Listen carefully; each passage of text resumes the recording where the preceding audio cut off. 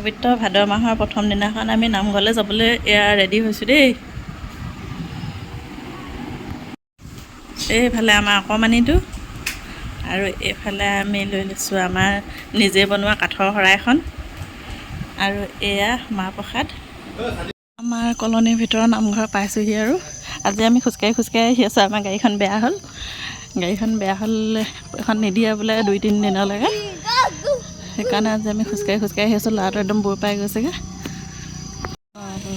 পালোহি আৰু দেই নামঘৰ।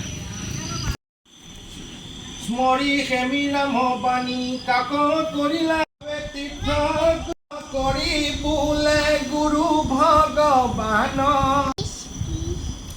দুৰ্পদ বিৰাট কাঞ্চী ৰাজা দুষ্ট ধুন্ন হয় আপোনাৰ কুল কয় আপুনি পৰা ওলালোঁ আৰু দেই আজি। আৰু আমি বিদায় ল'লোঁ আৰু এতিয়া বহুত সময় হ'ল, 8টা বাজিলে। আহি থকা মন্দিৰৰ পৰা আহি থকা দৃশ্য, মন্দিৰৰ পৰা আহি ঘৰ পালোহি আৰু দেই।